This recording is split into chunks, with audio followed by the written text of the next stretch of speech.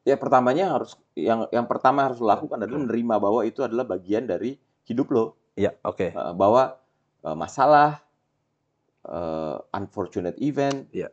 keberuntungan, jatuh cinta, Iya. dan segala macam itu memang bagian dari hidup lo. Iya. Emang Tuhan menciptakan, emang hidup lo kayak gitu. Lo nerima dulu aja gitu bahwa Iya. oh ini memang bagian dari hidup gua.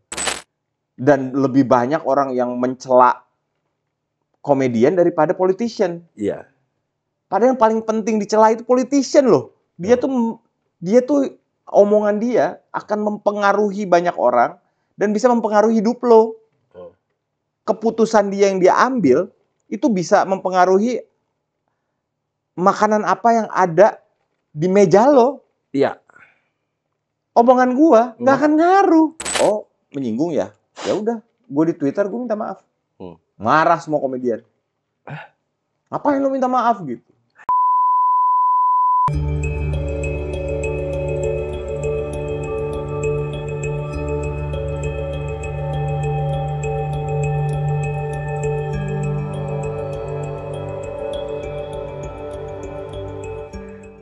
Wow, luar biasa. Nah, balik lagi bahwa aku melihat beberapa part dari sebelum kita syuting tadi dan kita ngobrol-ngobrol ini. Ini konteksnya yang gua ngomong di Deddy Corbuzier ya? Iya, konteks. Iya, itu karena itu justru menjadi buat aku kenapa aku ingin mengundang dirimu, Iya. Mas.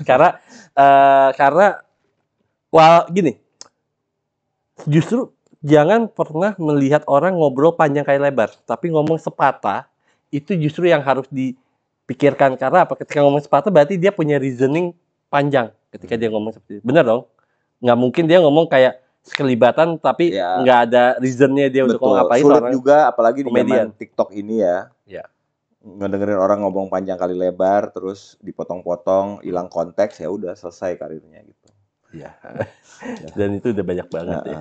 Jadi emang mendingan ya ngomong dikit-dikit aja yang kalau dipotong-potong ya nggak akan merusak hidup lo gitu. Nang aja kalau aja video ini ada motong nih, nang aja suruh lihat di reproduksi aja dia full videonya seperti apa. Ya tadi kayak tadi dipotong. Jadi menurutmu yang harus disalahkan itu ulama ya? Bukan itu maksud gua gitu. Itu kan bisa aja orang motong kayak gitu. Lu ngasih ide berarti Bang sekarang. Biarin aja. Lu yang jelasin ntar artinya. Siap. Lumayan ini YouTube-nya jadi viral. Iya, viral. Tapi beneran loh, viral dengan agama itu sangat amat mudah gitu sebenarnya. Ya dengan resiko yang besar ya. Iya. Contohnya tadi ngomongin kodam. Iya. Oke, so lagian tiba-tiba dia ngablurnya ke situ sih. Nah, tadi kalau ngomongin politician, pemerintah dan sebagainya, sebelum syuting tadi pun dan pas kita ngobrol-ngobrol ini pun juga dirimu punya kecemasan tersendiri, terutama kecemasan ini berdasarkan dari sebuah seniman ataupun pekerja seni. Selalu gua ucapkan di waktu dulu di Close the Door juga gua pernah ngomongin ini sama Deddy Corbuzier. Gua pernah ngomongin ini di Kasih Solusi. Gua pernah ngomongin ini juga di podcastnya Anang. Oke. Jadi menurut gue, kan kita tadi ngomongin bisa karena biasa. Ya itu tadi dasarnya. Kayaknya pemerintah kurang peduli sama seniman. Iya. Terutama seniman-seniman yang the rest of us nih. Iya. Yang butuh jam terbang lebih banyak. Iya. Karena tidak disediakannya ruangan-ruangan wadah. Ruangan-ruangan performance, ya panggung lah ya, yang baik dan bagus, yang betul. Bisa bikin orang nonton bayar gitu, buat kesejahteraan si seniman dengan harga yang murah di Indonesia. Oke. Contohnya Jakarta dulu ya. Iya. Zaman Ahok, zaman Anies itu diperbaiki. Iya. Lo nyewa GKJ 7 juta. Oke. Dengan kapasitas 400. Iya. Jadi ketika lo jual tiket 100.000 full house dapat 40 juta. Iya. Ya kan? 40 juta itu 7 juta buat bayar tempat. Ya masih wajar lah sekarang. Sekarang naik tuh jadi 15 sampai malah weekend 20. Jadi nggak worth it. lo harus, itu sulit banget loh orang Indonesia untuk beli tiket 100.000 untuk pertunjukan yang orang yang nggak Everything. terkenal. Itu sulit banget. Artinya lo bayangin kalau misalnya full house nih, full house 400, artinya 40 juta. 20 juta udah buat bayar tempat. 20 jutanya harus ada produksi. Iya. Kalau stand up comedy cuma sendirian, cuma butuh mic doang sama. Iya. Paling lo bayar kru.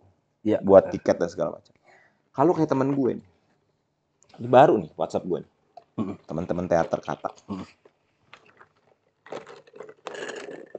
Nih, dia bikin pertunjukan yang namanya Demokrasi. Ya. Oke, wow. Di GKJ tanggal 4 Agustus. Oke. Tiketnya 100 ribuan, 150 ribuan. Gitu. Nih. Nanti boleh nggak minta fotonya buat boleh. Nah. Dia pas dia ngomong agak lebih Tahu nggak ini orangnya berapa? 100 orang, Pak. Oke, wow. Paling dikit 40-50 orang. Pemain teaternya, yang ngurusin kostum, ngurusin make up. Iya. Lu mau bagi berapa itu 20 juta? Iya. Seniman dapat apa? Dapat hikmahnya. Iya, dapat yang dirasain aja. Dan itu harus full house. Ya. Kalau nggak full house gimana? Iya. Sedangkan gedung teater di Malaysia, ya. Jadi kalau lu bikin mall, pemerintah ada yang bilang, bikin gedung teater. Iya. Sejahterakan seniman, bagi hasil. Oke. Bagi hasil. Ada yang 50-50, ada yang 70-30, 70 buat seniman. Jadi resikonya ditanggung bersama. Iya. Itu cara pemerintah untuk meningkatkan kualitas si senimannya. Seniman Malaysia sekarang, nih ya, stand up comedy aja yang udah masuk Netflix ada 4 orang. Ada 3 orang. Sorry. Siapa aja? Ada Jason Leong, ada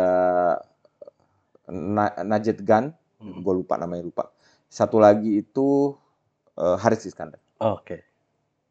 Yang lebih terkenal lagi ada yang udah di Amerika, si Uncle Roger segala macam, itu udah orang Malaysia. Oke. Karena apa? Karena budaya teater itu udah ada. Gedung-gedung teater murah gitu di Kuala Lumpur segala macam. Gue dulu belajar stand up comedy bahasa Inggris harus nabung bareng sama Regi Asibuan untuk ke Malaysia. Karena di sana ada comedy club, di Indonesia nggak ada comedy club. Iya. Ada pun juga banyak yang bungkus juga. Akhirnya cepat bungkusnya sih kalau gue lihat. Nah, yang kemarin juga yang Panji lakukan di New York, dia dalam sebulan bisa manggung 60 kali. Gimana di Jakarta bisa kayak gitu? Iya. Nggak ada infrastrukturnya. Gitu. Dan lu tetap nyamain seniman itu Raffi Ahmad, seniman itu Raditya Dika. Mereka punya cara sendiri. Mereka mampu. Nah, kami itu nggak mampu. Gitu. Jadi beda struktur yang juga kita yang minta dipakai. itu cuma satu loh. Kita nggak minta disubsidi, nggak minta apa gitu. Iya. Kita cuma minta, subsidi sih. Ruang teater, dibuatkan ruang teater di Jakarta yang banyak, indoor, nyaman, orang bisa beli tiket, tapi harganya dong Pak, aduh, tolong Pak. Iya. Masa yang tadinya 7 juta jadi 20 juta? Sebenarnya 7 juta buat gue sendiri aja ya. Dengan orang-orang yang tidak berpengalaman. Mungkin maksudnya bukan orang terkenal dan sebagainya, 7 juta juga udah banyak banget loh sebenarnya. Nih lihat nih. Apa? Haha ya begitulah bro, ini seniman yang ngomong ya. By the way, gedung-gedung naik, hahaha, udah tau lah ya. 300% naiknya. Anjir. Lu gimana lu? Nyuruh seniman. Kasih pisau aja Pak, suruh bunuh diri Pak, seniman Pak, pelan-pelan daripada dibunuh pelan-pelan gini. Belum pajak, belum cukai tiket. Iya. Yang belum akhirnya, penghasilan kena pajak juga. Memang buat gue sih memang bener sih kata lo ngomong bahwa Indonesia ini harus diperbaiki di part itu dulu sih menurut gue ya, karena ya nggak ada yang gimana lagi gitu maksudnya. Sorry itu saya jadi maksudnya orang taunya seniman tuh ada yang di TV doang, right? Dan seninya kan bukan berarti gue jelek kayak orang TV, mungkin seninya nyanyi lah, terus apalagi TV sekarang nyanyi, abis itu komedi-komedi yang kayak mungkin acara-acara secara kayak gitu lah. Nah tapi kan sebenarnya banyak seniman yang mungkin bisa dikatakan yang makanya banyak gini aja banget deh, pesulapnya mati semuanya. Iya. Mana pesulap yang hidup di Indonesia? Nggak ada. Dedi aja nggak bisa cuma dari sulap doang. Iya. Dia harus jadi host dulu apa segala macam. Iya. Itu kelas Deddy Corbuzier gitu. Sekarang mana pesulap, bro? Iya. Iya. Ini profesi lo ya? Iya. Mana pesulap? Karena pesulap tuh butuh kayak gitu. Pesulap tuh lebih mahal lagi manggungnya. Pasti. Kayak Peralatan properti apa dan segala sebagainya. macam. Ada yang Iya. dibakar, ada yang apa itu kan harus Iya. beli tuh. Iya. Gitu. Iya. Sedangkan penontonnya nggak diajarin untuk nonton bayar. Kenapa? Nggak ada tempatnya. Mau pasang tempat mahal. Tidak diajarin untuk nonton bayar dan tidak diajarin bagaimana cara menikmati sebuah show. Ya karena, Salah satunya itu karena nggak sih? jadi budaya menonton teater Iya. itu bukan hanya untuk senimannya doang. Iya. Yang diajarin banyak. Nih, misalnya teater, murah teaternya ya. Jebret ada gitu ya. Pemerintah punya, oke kita punya nih 200 seat atau 400 seat, Iya. cuman 5 juta doang lo bayar. Atau misalnya bagi hasil deh. Iya. Semuanya udah kita siapin. Iya. Ya. Yang belajar siapa? Yang pertama belajarnya performer dong. Iya. Ya kan?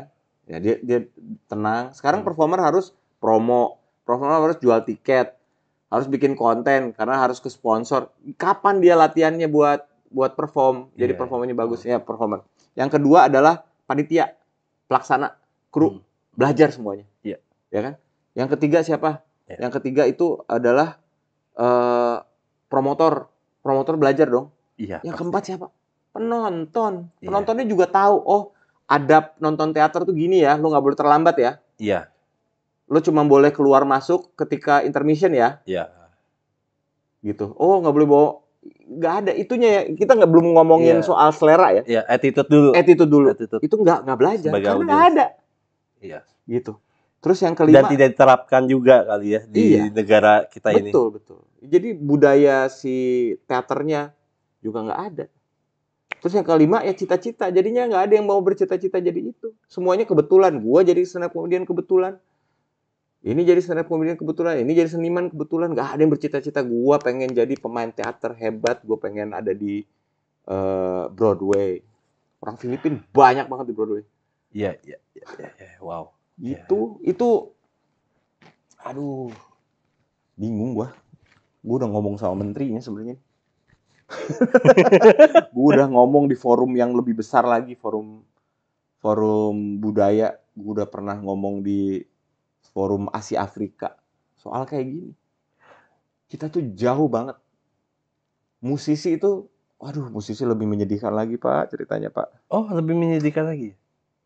Aku baru tahu loh, soal biasanya kan di Indonesia itu kan musisi itu kan salah satu seniman yang bukan berarti ngejek ya atau gimana. Salah satu seniman yang jelas dibandingkan komedi dan sebagainya kan. Seniman itu harus bisa hidup dari karya. Iya. Jadi gini, dia bangun tidur, dia harus bisa membuat karya. Dibikin karya dan karyanya bisa ngidupin dia. Iya. Sekarang nggak bisa. Karena dia baru bisa punya uang kalau ada yang meng-hire dia, musisi.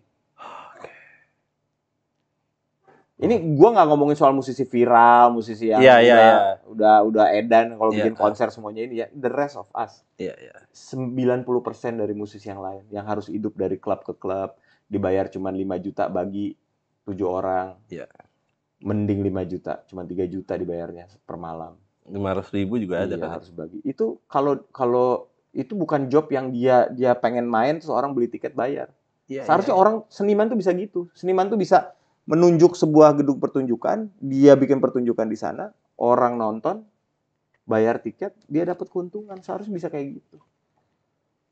Seharusnya promotor tuh hidupnya bukan dari konser-konser besar aja, tapi dari pertunjukan-pertunjukan kecil, di teater-teater kecil, di klub-klub kecil. Seharusnya. Dan kalau mau maju loh Pak. Iya. Tapi begini kayaknya juga. Nggak mau maju deh jadi. Iya kayaknya. Bisa dibodoh-bodohin terus. So, wow, ini sih luar biasa. Tapi memang apa ya? Iya ya, kalau dilihat luar negeri itu lebih beda banget dan sebagainya. Dan tadi nggak ngomongin tentang wadah dan sebagainya. Mungkin, maaf. Mungkin kalau yang tadi kita ngomongin di bawah-bawahnya, wadahnya penyanyi yang bisa ngamen jalanan, right? Salah satunya. Tapi nggak bilang itu worth it ya. Sebenarnya aku nggak bilang itu worth it ya. Nah, tapi menurutku yang salah satu yang paling kasihan banget, menurut aku, maaf ya, aku agak sombong. Bahasa kan kalau Abu Maru bilang kasihan itu ada rasa sombong yang dalam. Nah, oh gitu. Iya, kata dia sih. Bisa aja kamu Abu Maru. Nah, yang kasihan itu ada stand-up komedian, tahu nggak sih kalau aku lihat dari bahasamu Mas? Karena dia kan musik komedi yang di panggung. Kalau di Sebenarnya lapangan nggak usah susah. kasihan sama stand up comedy. Maksudnya masih ada jalurnya. Kita masih punya abang-abang yang peduli, Ernest, Ya. Panji, Radit, mereka peduli banget sama yang di bawahnya. Ya. Teman-teman stand up Indo, Ajis itu such a good president for us gitu. Yang kasihan gue justru tau nggak apa? Apa? Seniman calung, Iya. wayang orang. Iya, yang zaman dulu banget tuh. Enggak, zaman sekarang juga masih banyak Iya, memang senimannya. masih banyak. Mereka tuh Maksudnya nggak yang bisa nyari uang sendiri. Iya. Dulu di Bandung tuh seniman calung bisa manggung tiap hari loh. Oh, wow. Pada tahun berapa sih? Zaman dulu tuh tahun 80-an. Oh, iya. Sekarang gua nggak tahu mereka ada di mana. Iya. Di seniman angklung. Iya. Sekarang masih di Bandung. Iya. Tiap hari ada pertunjukan. Oh, masih ada. Tapi swasta kan? Iya. Mana pemerintah mana? Aduh. Itu tuh tugas lu. Wow. Gitu. Manggung setiap hari itu harus. Iya. Itu keniscayaan, apa itu istilahnya apa sih? Latihan Kewajiban plus, bukan keniscayaan. Latihan plus memang itu cara mereka mencari nafkah juga, right? Iya, itu seniman itu harus manggung tiap hari. Ya kalau di luar negeri ya bener ya. Maksudnya kalau kita lihat ya, kalau dulu aku ke Amerika, ke Vegas dan sebagainya, mereka mungkin kita bayar $200, $100 gitu. Banyak yang orang mau gitu dengan ditargetin dengan sekian-sekian gitu. Nah, di Indonesia ini katakanlah ya 150 aja belum tentu banyak yang mau gitu maksudnya. Iya, 100 aja nggak ada yang jarang emang. Ya lu harus punya privilege ya lu harus punya brand yang baik, lu harus punya reputasi, lu segala macam gitu. Ini yang jadi masalah banget di Indonesia saat ini. Dan tapi gini, kalau kita tarik lagi ke anak Gen Z gitu kan, sekarang era Gen Z gitu ya. Nah itu menurut Mas Sidik gimana tentang seninya? Karena mereka juga kreatif tapi kayak seninya gimana? Jadi gini, kenapa seniman luar negeri itu bisa manggung setiap hari? Ya. Karena resikonya kecil. Ya. Jadi ketika penontonnya cuma 5, pasti penontonnya cuma 5 pertama. Mungkin ada pertunjukan yang nggak ada penontonnya. Ya. Itu mereka nggak miskin. Karena resikonya kecil. Jadi boleh, penontonnya 0 tuh boleh. Iya. Nggak langsung besoknya lapar gitu. Iya. Karena pemerintah juga mengencourage. Nah, dijadikan budaya. Iya. Si penontonnya jadi kekumpul juga gitu. Nah, jadi gue nggak pernah mau menyalahkan si Gen Z ini seleranya lah apanya. Ya, gue nggak menyalahkan itu, maksudnya kreativitasnya mereka. Wah, kalau kreativitas mah gila Pak. Iya.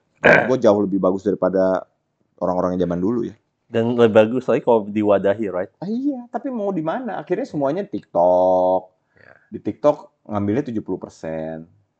Iya, gede banget kan. Gede banget. Ini dari pengalaman dirimu yang luar biasa tadi kamu cerita dari awal sampai sekarang. Aku boleh tanya nggak sih, Mas? Tentang hubungan dirimu sama Tuhan seperti apa, Mas? Perjalanan spiritualmu seperti apa? Hubungan gua sama Tuhan itu ya akhirnya kamu percaya bahwa Tuhan itu ada nih. Kurang baik. Gue selalu percaya. Gua dari kecil sampai sekarang gue percaya Tuhan ada. Gue dari kecil sampai sekarang gue percaya dengan agama gue. Gue nggak pernah jadi agnostik. Gue nggak pernah jadi ateis. Gue tuh teis banget. Gue tuh Islam yang nggak religius tapi on and off lah gitu. Gue pernah religius. Gue pernah istiqomah gitu. Gue pernah nggak sholat sama sekali. Gue pernah belang bentong. Tapi gue selalu percaya bahwa memang ada Allah. Dan gue selalu percaya dia memang mengatur semua hidup gue gitu. Jadi hubungan gue baik-baik aja sebenarnya. Ada hubungan kayak misalnya gini. Misalnya ada 3 anak. 1 bapak, 1 ibu ya. Kok dari gue mau ketawa sendiri apa yang gue ngomongin. Nah, itu kan pasti dari 3, misalnya 3 anak. 3 anak. Ada misalnya ada bapak sama ibu punya 3 anak. Sorry, gue lebih benerin lagi. Nah, pasti dari ketiga ini kan pasti memandang tentang orang tua pasti berbeda-beda. Itu udah pasti. Memang seperti itu. Nah, begitupun dengan kita terhadap Tuhan, kita mempunyai cara pandang yang spesial sendiri juga terhadap Tuhan. Right? Nah, cara pandang dirimu terhadap Tuhan seperti apa?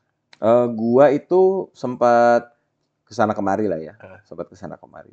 Tapi gue sekarang punya guru ngaji yang bagus banget. Dan istri gue tuh salah satu murid yang baik juga gitu. Jadi gue mendapatkan semua dari istri gue. Tapi gue conscious akan keberadaan Tuhan, keberadaan Allah. Gue sadar dengan kewajibannya, dan gue sadar dengan konsekuensinya. Gitu sih. Cuman untuk ritual mungkin gue emang kurang. Gitu. Jadi sholat gue nggak belang bentong gitu. Tapi gue kayaknya yang paling sering gue lakuin puasa. Puasa itu gue nggak ini. Tapi hubungan gue, menurut gue saat ini sama Tuhan itu dulu pernah berprasangka buruk, tapi gue sekarang berprasangka baik. Potong. Waktu itu pernah di podcastnya Dedi, dirimu pernah ngomong sempat kayak agak goyah sedikit percayaan kamu sama Tuhan ya? Iya. Tapi pas COVID itu siapa sih yang nggak goyah? Iya sih. Siapa sih yang nggak punya keraguan gitu? Itu apa pemikirannya sih yang bikin dirimu goyah? Ya itu yang gue cerita tadi. Kayaknya gue itu nggak pernah dikasih status quo yang, ya dikasih keadaan yang, aduh ya udahlah, gue bisa duduk terus gue yang gitu. Gue ngerasa seperti itu. Sampai entah kenapa kan selalu ada kebetulan ya. Perjalanan religius itu kan selalu, perjalanan spiritual itu kan selalu ada tanda-tandanya gitu. Pasti. Tiba-tiba entah kenapa ini di setahun terakhir ini gue selalu dijejelin sama Ar-Rahman. Oke, wow. Nikmat mana yang kau dustakan? Iya, betul. Gitu. Jadi gue memang ngerasa banget akhir-akhir ini bahwa gue menistakan kenikmatan gitu. Oh, wow. Gue ngerasanya. Dan itu ditunjukin banget. Itu gue macam-macam cara ngasih tahu gue gitu. Gue tuh suka gini dulu. Iseng-iseng gitu, buka Quran. I know God want to communicate with me gitu. Set gue buka Quran. Tunjuk ayat terus gue baca ayatnya gitu. Dialog Quran. Itu lagi tuh. Oh, nikmat wow. mana yang kau dustakan, nikmat mana yang kau dustakan. Wow. Gue baru tahu bahwa di dalam Ar-Rahman itu semua ayatnya, hampir semua ayatnya terakhir itu. Oh, iya sih, iya. Wow, itu sih keren banget. Nah, akhirnya sekarang dari hal itu, ini juga. Jadi gue sering nge-tweet itu. Lo lihat Twitter gue, kalau lo ngeliat gue nge-tweet Twitter, itu, bos. Oh iya, lihat aja. Ya pemirsa silakan lihat Twitter gue. Kalau gue lagi nulis tiba-tiba nikmat mana yang kau dustakan, itu gue lagi full conscious bahwa gue lagi dicolek sama Tuhan bahwa lu nih nggak bersyukur nih, gila lu udah banyak banget nikmat yang diberikan gitu. Lu lagi dalam fase nggak bersyukur aja gitu. Ya boleh sih, ya Tuhan kan ngebolehin kita ngeluh kan. Boleh. Nabi aja pernah ngeluh kan. Tuhan juga ngizin kita nggak percaya kok sama dia. Ini bebas aja. Bebas sebenarnya kan. Bebas. Gitu. Ya. Jadi perlu ke fase itu dulu untuk jadi percaya. Iya. Jadi gue sekarang tahapnya kalau lo tanya, hubungan gue sangat baik sama Allah menurut gue. Terus gue lagi merasa bersyukur, meskipun ada kecemasan segala macam. Ya kata gue kan gue dari bilang gue selalu survival mode kan. Nah, sekarang sebelum nanti aku mau nanya tentang karyamu yang next akan datang nih Mas.